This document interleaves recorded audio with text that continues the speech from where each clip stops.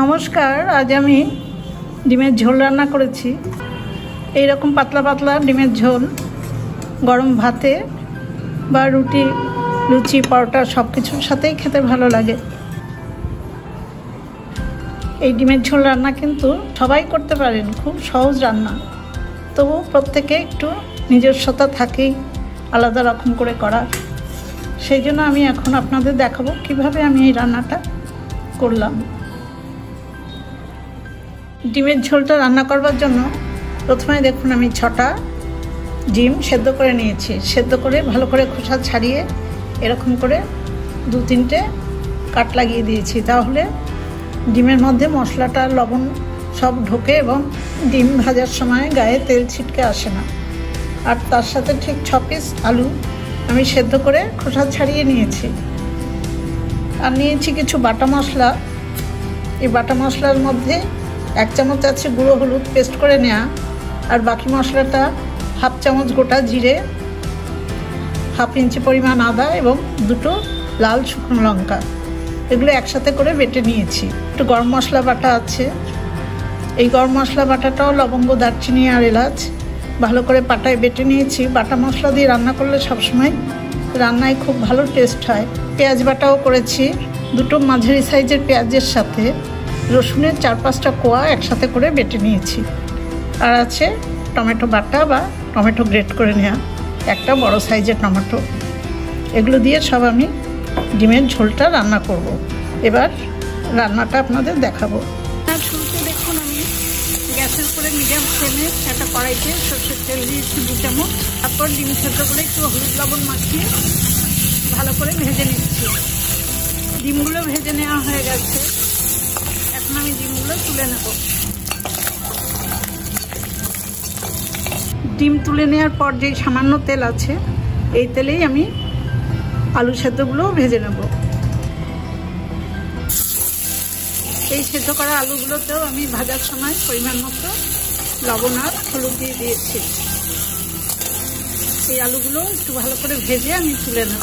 আলু ভাজা তুলে নেওয়ার পর মিডিয়াম ফ্লেমে আমি আরও 2 টেবিল চামচ সর্ষের তেল দিয়ে দিয়েছি কড়াইতে। তেলটা গরম হয়ে গেছে। একটা তেজপাতা মাঝখান দিয়ে ছিঁড়ে আমি ফোড়নে দিলাম।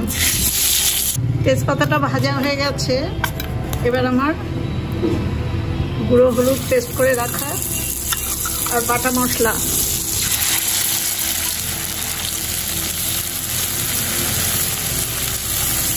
বাটা মশলার মধ্যে জিরে, আদা আর শুকনো লঙ্কা আছে পরিমাণ মতো।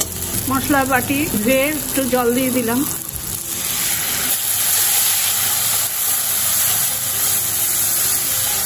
এবার মশলাটা একটু ভালো করে কষিয়ে নেব। এবার পেঁয়াজ আর রসুন বাটাটা দিয়ে দিলাম।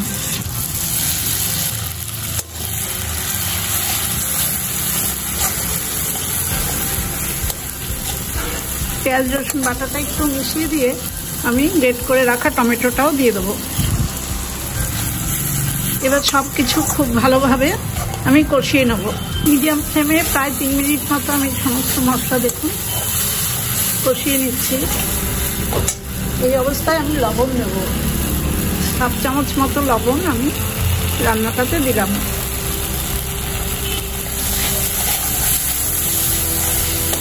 লবণ দেওয়ার পরেও দেখুন আরও 2 মিনিট মতো ভেজে নিয়েছি মশলাটা। মশলাটা খুব ভালো ভাজা হয়ে গেছে, তেল আলাদা হয়ে আসছে। এবার আমার ভেজে রাখা আলু আর ডিম, একটা পাত্রেই রেখেছি, সেই সব আলু ডিম আমি এর মধ্যে দিয়ে দিলাম। মশলার সাথে আলু আর ডিমটা ভালো করে মিশিয়ে দেব। মশলার সাথে আলু আর ডিমটা ভালো করে মিশিয়ে দিয়েছি।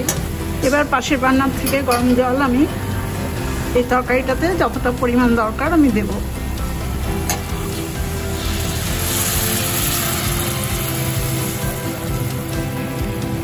রান্নাটা আমি একটু ঝোল ঝোল করবার জন্য দেখুন একটু বেশি পরিমাণেই জল দিলাম। এবার কিছুক্ষণ আমি এই রান্নাটা ভালো করে ফুটিয়ে নেব। মিডিয়াম ফ্লেমে প্রায় 4-5 মিনিট আমি রান্নাটা ভালো করে ফুটিয়ে নিয়েছি। আমার রান্নাটা প্রায় হয়ে গেছে। সবশেষে আমি গরম মশলা বাটাটা দিয়ে দেবো। একটু জলে গুলে দিয়েছি।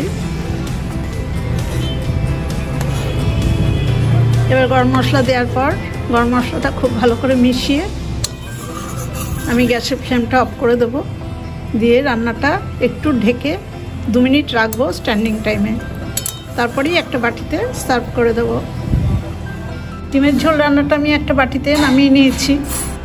আপনারা এইভাবেই রান্নাটা করে গরম ভাতে খেয়ে দেখুন, খুব ভালো লাগবে। রুটি, লুচি, পরোটা, ফ্রাইড রাইসের সাথেও খাওয়া যায়।